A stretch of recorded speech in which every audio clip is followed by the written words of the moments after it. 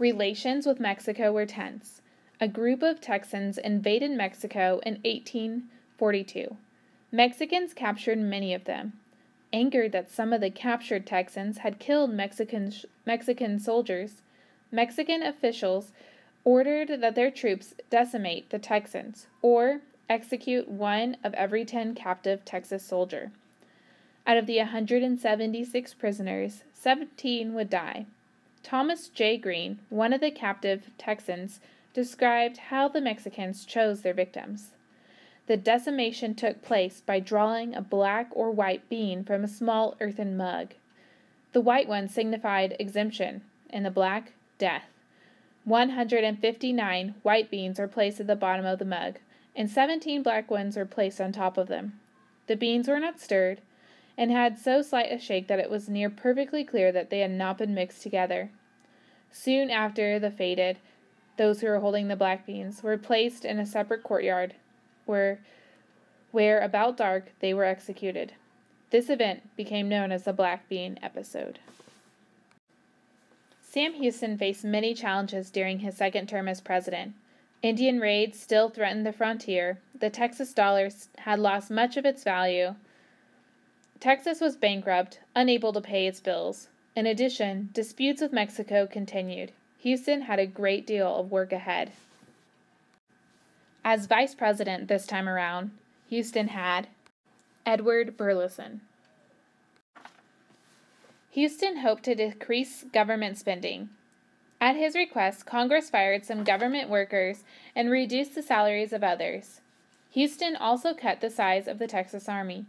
He planned to use the Texas Rangers and volunteers to defend the nation. In 1843, Houston tried to raise money by selling the Navy. To prevent him from doing this, sailors kept their ships at sea. The sailors finally returned to their base at Galveston when Houston declared their commander, Edwin Moore, a pirate. However, the people of Galveston prevented the sale of the ships and saved the Texas Navy. Houston's government reduced government spending by millions of dollars. Still, the Texas debt kept growing. Much of the money that the government took in went to pay off the interest on the debt. Interest is the price paid for the use of borrowed money. Houston wanted to stop the violence between Texas settlers and Native Americans. To do this, he made a peaceful treaty with the Caddos.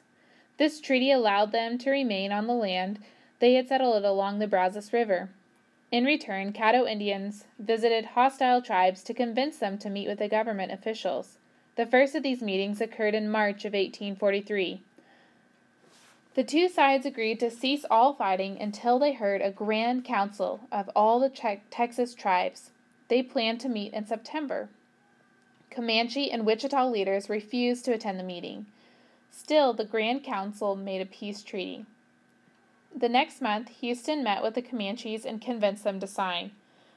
Lamar had spent more than $2 million trying to unsuccessfully achieve peace through force. Houston's approach, including trading posts set up by the government, cost less than $1 million.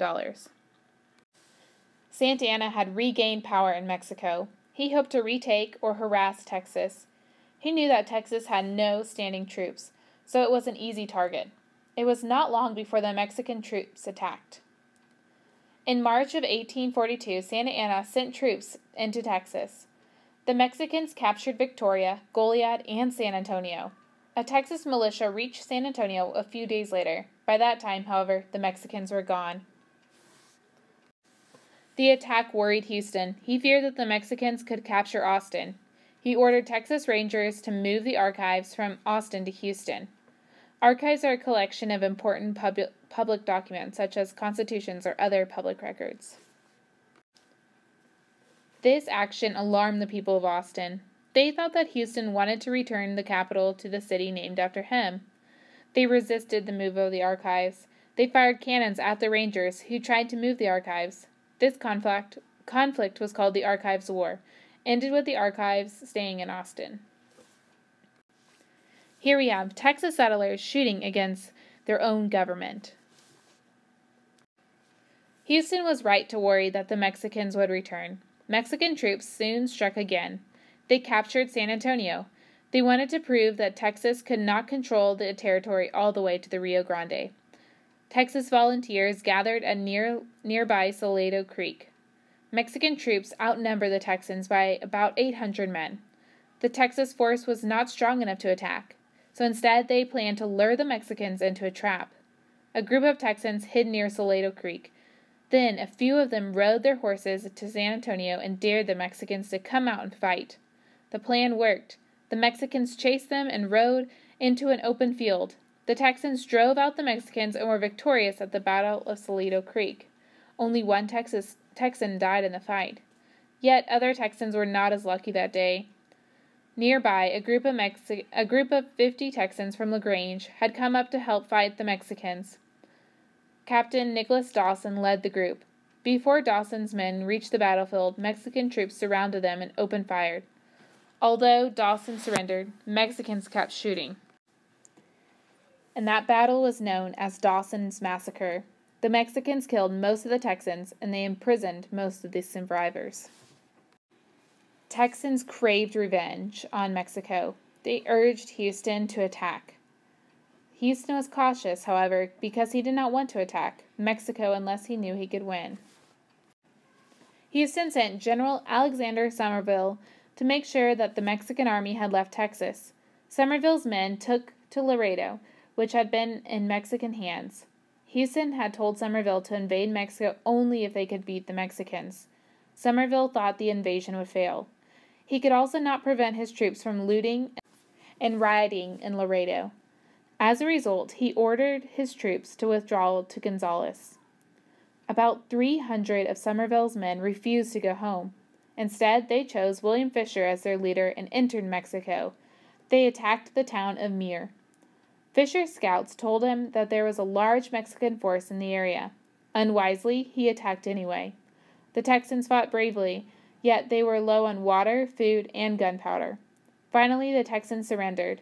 The captives marched towards Mexico City. There they would face a term in jail. However, during the trip, they escaped at Saltillo. The Mexicans then recaptured about 176 of them. To punish these men, Santa Anna ordered the execution of 10% of them. In the Black Bean episode, a lottery selected 17 unlucky men to die. Most Texans wished to become part of the United States. Many United States leaders resisted, though. The Black Bean episode changed some of the American minds about the annexation. Here is a painting of the Black Bean episode. 17 unlucky men were chosen to die.